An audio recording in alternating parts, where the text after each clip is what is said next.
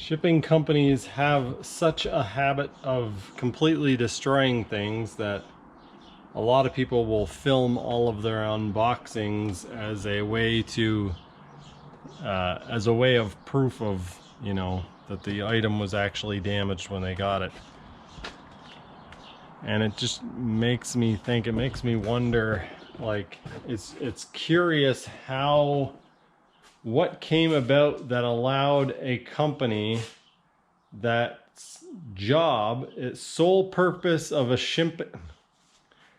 sole purpose of a shipping company is to carry goods from one location to another or from one person to another.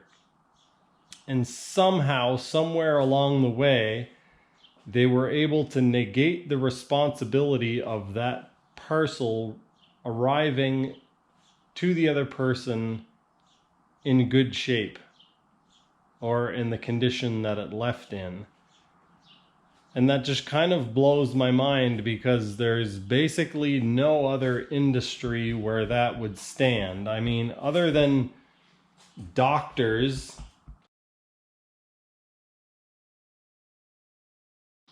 basically the industry as a whole has just decided that even though you're paying them to move goods from one area to another, it's not their responsibility to get those goods there in a reasonable condition or even a reasonable amount of time. They lose your parcels and whatever. It's like, okay, well, you're paying us. Like, what are you paying them for? Are you paying them to maybe get a parcel somewhere? Because you can pay them for guaranteed 2-day delivery, and if it goes missing, it's just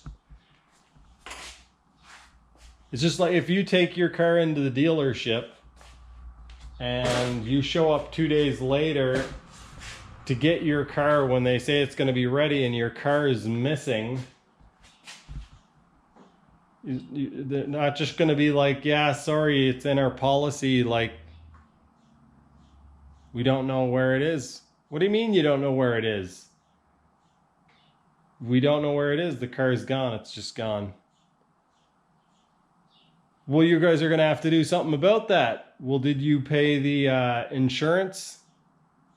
There's insurance that you can pay extra that actually guarantees that the car will be here when you come back. But if not, or if they just drop it off the hoist and it falls upside down off the hoist, like, be like, okay, I left my car here to do an oil change and now the roof is caved in because you dropped it off the hoist and it fell upside down. And now my car is written off. So what are you guys going to do about it? Sorry, when you dropped it off, you didn't pay for the insurance on the, possibility of dropping it on its roof and writing it off. So, sorry, but there's nothing we can do. But yet, with the post office and with any shipping company, you pay them for a specific job. They can totally not do that job, completely destroy your stuff, and then just say, yeah, we're not responsible for that. We're just, it's not on us, that's on you. And people are just like, okay, sure. Hello jet ski fans and welcome to another video. This one is going to be another update video because this week was extremely busy. I've been bouncing all over the place trying to get some footage for you guys, and quite honestly, I'm shooting this outro just before I start doing my editing. I have no idea what footage I've actually captured. I've been doing some modifications to the bed plate mold. I did a little bit of work to the 1100 engine. I got a vacuum pump, and there's a story behind that because me. What else? I don't know. I'm going to start editing, so you guys are going to see what I edited. I just finished shooting that intro to this video and I was going to start editing, and then I realized that I haven't eaten anything yet today. So I'm going to head to Wendy's or McDonald's, pick up something to eat, come back here and do some editing. And I thought I would show you guys Megan's car even though it's raining. Some of you commented on her wheels that were on the floor the other day. Anyway, it's a cool car. It's turbocharged and it makes fun noises. And she said that I could take it to the to get some food. So I'll show you guys the car. It is raining out, but maybe that'll hide some of the imperfections on the wheels that I did. Anyway, let's go look at her car. Looks pretty sharp with those wheels.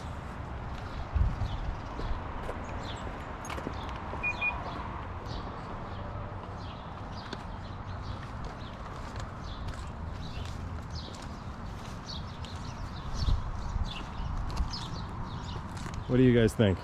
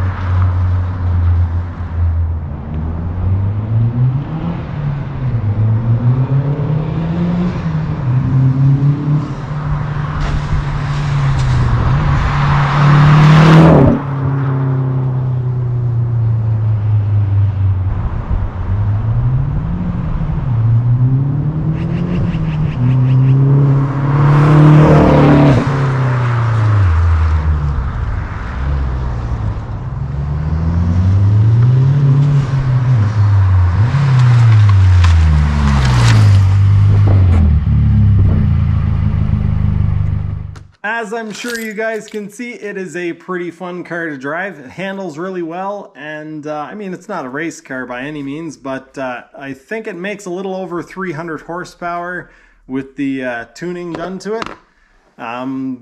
With turbocharged cars, it's pretty easy to make quite a bit of horsepower because you just crank up boost. I know it's not that simple, but anyway, I know that's not a crazy amount of horsepower, but it is a front-wheel drive hatchback, and it's quite exciting to drive. It makes really fun noises, and it always puts a smile on my face. Except for when I scare Megan and she gets upset. That doesn't put a smile on my face.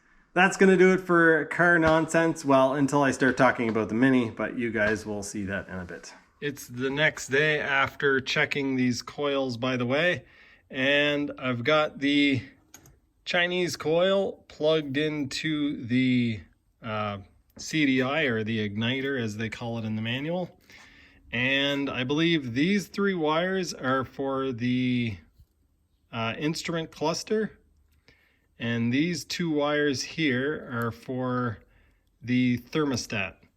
A certain temperature will trigger it not to advance the timing or something like that, so it won't stop it from running, it just won't advance the timing all the way.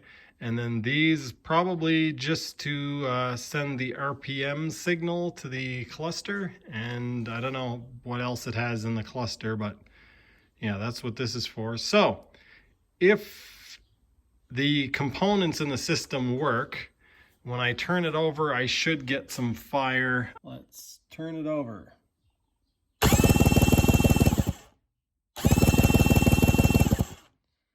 All right, nothing. Well, after doing a little bit of testing on the CDI, it looks like the CDI is probably bad. Initial tests that I'm doing on this are showing that it's quite far out of spec.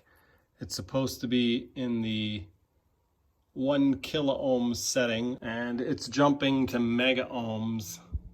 So I'm not going to go into great detail, but it does look like the CDI is bad. I'm not going to talk about it a whole lot today, but I did get myself a vacuum pump. I told you guys about it. It has arrived, as well as a vacuum chamber. I've already unboxed some stuff from Composite Envisions, and I'm going to open up this and show you guys what it is. What I already got. I already got some of, yeah, I already had this, but I got some heat shrink tape. Thought I would play with that. I got some tacky tape for doing vacuum bagging. I got some of this high-tack 71 composite spray from 3M. I also got some of this stuff. It's called Formula 5 Clean and Glaze. It is a buffing compound for hard materials like gel coat, epoxy top coats. When I got the bill for this stuff, it made me want to do a cost breakdown of how much I've invested into the X2 so far. In some ways I think that it would be funny, but in other ways I think that it would be kind of depressing.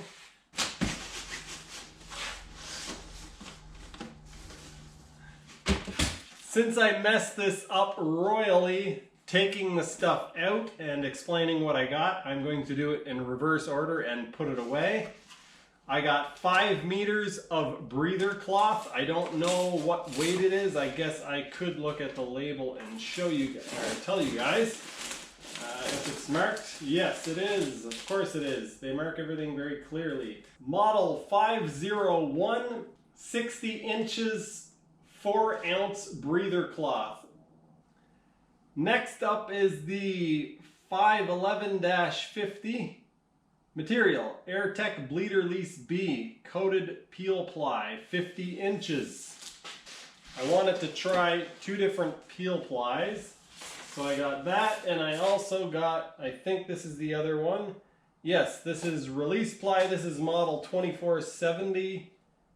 Release ply B, 60 inches. And the rest doesn't really matter, but this is just the plain white stuff. The other stuff is coated and it's green. It's supposed to release better. And this, I believe, is bagging material. Yes. Model 1223, material Airtech Stretch-A-Lon 200. Stretch. I think I'm adding syllables in there. Stretch-Lawn. Yes, not Stretch-A-Lawn. The most exciting to me anyway is model F-586-395-2Q, which is second quality carbon fiber fabric, 2x2 twill, 3K, 39.5 inches, 100 centimeters, 5.7 ounces, or 193 grams per square meter. Let's have a little peek at this. This is second quality stuff, which doesn't necessarily mean that there is something wrong with it, but it means that some material on the roll that this came from had a flaw in it. So it is quite possible that this material has some sort of a flaw in it, but it's not necessarily something that will affect the projects that I will be doing with it. Man, they do such a nice job of packing. Yeah, if there's something wrong with this, it's not anywhere on the roll. Whoa, that's trippy. Making my head spin. If there's something wrong with this, it's not anywhere that I can see. So I'm thinking about this being the stuff that I make my bed plate out of, or at least this being a couple of layers of the stuff that I make my bed plate out of. Yeah. This is your classic carbon fiber. Pretty much most stuff that you see that's made out of carbon fiber is made out of this. Wow, that's trippy. Giving me a headache.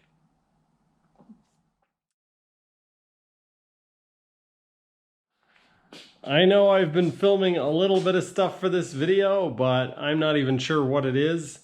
I've kind of been all over the place doing some work on the engine, doing some more work on my sandblasting cabinet, and I also got a vacuum pump. I've been really busy with work and it's been extremely hot. Well, extremely hot for where I live. And it's taken a lot out of me, so I haven't been doing much work during the evenings. Once I get home, I kind of sit and chill. which is very unlike me. Anyway, I got a vacuum pump. I think I might have mentioned that to you guys in the last video. When I got the vacuum pump, as soon as I opened it up, I noticed that the bracket or the stand for the bottom was slightly bent. And it would have taken a substantial hit to bend that, but I was like, you know what, I'm just being paranoid because everything I get is broken. And then I plugged it in and hit the button and it didn't do anything. It just went, nah. I took this fan cover off and looked at it. There is no damage whatsoever to the cover. So that damage was done. It looks like the damage was done before the fan was even put on. I don't know how that could have happened, but I turned the fan a little bit with my hand and it freed up. So I thought, okay, maybe they're just like that. I don't know what kind of a pump system they have in there, but they ship it dry. And so I thought maybe it just sticks a little bit when they ship it. So I just turned it free with my hand and turned it on and it seemed to work okay. Hooked it up to the chamber I got and it pulled a vacuum. It pulled up fairly high. And the line that they sent with the chamber, so these are two different companies, and the line that they sent with the chamber didn't have a fitting that fit on here very well. They have a flare fitting. They have two flare fittings of two different sizes and an Acme fitting. And I was using an NPT fitting on the flare fitting. And so I was thinking that it probably wasn't getting a very good seal. So I decided not to send the pump back. I was like, you know what? It's a little bit of cosmetic damage, not a big deal. I'll just go and get the proper fittings, the proper hose. So I went and got a different hose. And it has these swivel fittings on the end. And so I hooked everything up and the pump wouldn't pull a vacuum. So I checked the fittings and they were leaking a little bit around where the swivel is. So I thought, okay, well, I don't really need the swivel. I didn't want a swivel. It just came with it, so I got it. So what I did was I took the swivels off and I hooked it up directly here. And I got an adapter from NPT to the flare fitting. So I put that on and it was all sealed up. And I turned it on and it wouldn't pull even as much vacuum. So I started checking around for leaks and I couldn't find any leaks. So I turned the pump back on again and it wouldn't pull nearly as much vacuum again. It was only like 25 inches of mercury. I tried it again and it just kept getting worse and worse and worse. And now, yeah. It basically will pull about 5 inches of mercury. It got smashed in shipping, and now I got to send it back. Not any fault of the company, although the way that fan was impacted, that should have never been put on this.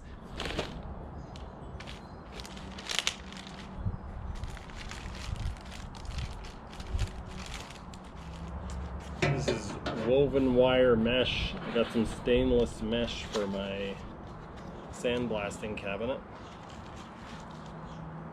It looks like it might be good. I was worried it would be way too fine and I wouldn't be able to see through it. It actually looks like it's going to be good. Might be the perfect stuff. I've had a bunch of people comment on my Mini. And I think it was MJ commented saying that I should put Megan's wheels on it. And so I thought in this video, I know most of you probably aren't interested because you're here for jet ski content, but I'll tell a little story about this just because I don't think I've really talked about it much. I talk about it every now and then in the comment sections to people when they bring it up. Wow, that rain is loud, or hail. In 2008, I purchased this car from a field. It was literally one of those farmer's field finds. The body was completely rusted off of it. I was able to get the engine running, but soon after I got the engine running, it was very obvious that it had a lot of issues from sitting. And so I ordered a 1275, put the 1275 in it, and it was seized up. It ran literally for about 45 seconds before it squeaked and stopped. So I took that apart, rebuilt the engine, put all new floor panels in, new door panels, a whole bunch of stuff, got ready to paint it. I've got an epoxy primer on the outside of it. It's undercoated with a, I think, Gator Guard. It's got upgraded front and rear suspension. It's got it's got upgraded to disc brakes on the front. It's got upgraded drums on the back. So what I'm getting at there is I did a huge amount of work to this car, and then in 2010, Megan and I found this house for sale and we purchased it. And when we purchased the house, this garage did not exist. So being the person that I am, I didn't want to get in a huge amount of debt. We had just purchased a house and I don't like being in debt. So instead of paying somebody to build a garage or getting a loan to buy all the stuff required to build the garage, I basically started shopping around, and I did everything on this garage except for pouring the floor and doing the stucco on the outside. I had people help me put the trusses in, and because it was such a good deal, I actually had the garage door installed. I think it was $200 to install the door. Anyway, I built this garage. It's got in-floor heating as well as a Mr. Heater. It's got 2x6 walls. The floor is insulated with 4 inches of R40 styrofoam insulation below the floor. The attic has storage trusses. Anyway, long story long, I spent a lot of time building this garage, and because I did it by finding deals here and there, it took me about 3 years before I had a what we'll call functioning garage. I think it took me 2 years before I had it, fully enclosed and the door on and all that stuff. Maybe a little bit less. I figured in this video I would go up into the attic and show you guys some of the pieces that are up there for the Mini. I've got some interior pieces as well as the wheels and tires. The tires are basically race tires that I got for it, and the wheels, I want it to stay with a 10-inch wheel, and so I got a limited production 3-piece race wheel for it. They're pretty cool. They've never had tires mounted on them. They're not even drilled yet for valve stems. That's how custom these are. They don't even come with valve stem holes. Anyway, let's head up into the attic and I will show you guys some of that stuff. Probably not very interesting to most of you, but I think some of you will like this. This is the hood for the Mini. I had started to paint it and ended up with paint issues and stopped. So I was that close to painting the Mini before we moved. And yeah, never got to paint it because I moved out of the place where all my painting stuff was, and well, just got too busy to do it anyway. So this is the hood for the Mini. This is the rear glass. This is the windshield. Side windows are here. The trunk for the Mini is there. Here's one of the tires. So it's a Yokohama AO32R. Tiny little thing. That is the tire for my Mini. And in the background there, you might be able to see the wheels. So this is one of my wheels. It's an actual 3-piece wheel. It's I had to put silicone on it to seal it up here. They actually need to be glued together, or the air will just leak out. So yeah, this is a billet aluminum center and then spun outers. They've never been mounted on the car. I bought them, yeah, over 10 years ago. And they've just been sitting. It's a shame, really. In the last video, I had tested the stator on this and found that both of the stators were okay. As soon as I started checking the CDI, it was pretty obvious that this CDI is shot. This is a CDI box for a 900 triple, and of course this is an 1100 triple. The CDI box for the 900 will work. In fact, I think it plugs directly in. The difference is that the 900 has a different timing curve or a different timing advance. I don't know what it is. I think there's 3 degrees difference in timing. I think it's more advanced for the 900. No, wait. The timing, because of the exhaust port size, would be larger, so slower. Yeah. I would have to think about this more carefully, but either way, the timing curve is different. I think it's by 3 degrees at higher RPM. So probably not the best idea to run this on here. Either it would be dangerous to do it or it would be underpowered. So not a good idea to run this anyway. So I ordered an 1100 CDI and hopefully it comes in soon. While I've been editing my video, I've been working on this. This is the mold for the bed plate, and I've been making a couple of modifications to it. A couple of you viewers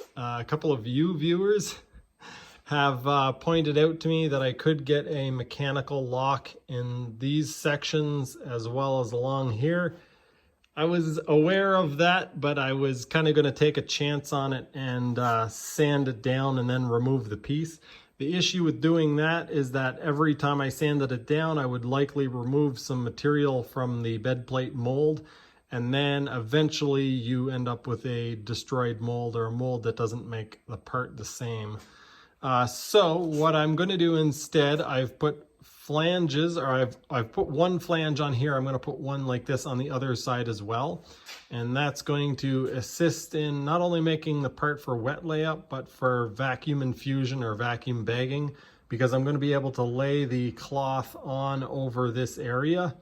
And then that seam there will provide the line where I need to cut the carbon fiber out, but I'll just have a little excess carbon fiber coming out over the end here. And then I can actually run a vacuum line on one side here. And then on the other side, when I put the flange on, I can run the infusion line, so where the epoxy goes in, and the vacuum will pull the epoxy through the part, or at least that's the hope. And then I can cut off the excess based on where these lines are and around here as well. I'm thinking that I probably will go ahead and do some finishing work on this mold and do a little bit of wet sanding and touch this up a little bit before I use it. For one, it's going to make the part release a little bit easier, and two, if the part does happen to turn out the first time I make it, it'll save a whole lot of work in kind of finishing work. So it'd be nice if the first part that I make turns out and it looks good. That would be pretty cool. That's just about all I have for you guys for this video. I know it wasn't terribly exciting, and I do realize that I strayed away from the jet ski content quite a bit. Hopefully you guys still enjoyed it somewhat. I am getting the resin and some other supplies to do the floor on the X2 this upcoming week, although I'm not sure how much time I'm actually going to be able to spend in the garage, because I do have a very busy work week ahead of me, and I also have to do some work on the bathroom renovations. I have a bunch of other stuff coming this week to help with vacuum infusion and vacuum bagging and some other supplies. Hopefully the new vacuum pump that I get shows up undamaged and actually works, and I can get into that. I'm getting quite excited about making some carbon fiber parts, even if it's just a little vent piece or whatever. I also have some ADA, oh, was I supposed to tell you guys that? I had ordered these X2 couplers and decided to thread one of them so that it would fit on the 1100 crankshaft, and I did get it so that, wow, that's awkward. I should be doing this from the other side. Anyway, I did thread this out so that it fits very nicely on the 1100. The problem is that I would now have to make a spacer for it because it has a different offset. Instead of messing with it more and building spacers and having something that potentially would fail on me, I decided to do what everybody else does and just ordered some ADA couplers, and hopefully they will be here soon. I am getting really excited about building one of these bed plates and a few other parts out of carbon fiber, so hopefully I get to do that soon. Again, hopefully the new vacuum pump that I get actually works and all of my other supplies arrive. It'd be really great if my first bed plate turned out perfect, but kind of doubting that. Anyway, that's all I have for you guys for this video. Thank you for watching, and I will see you next time.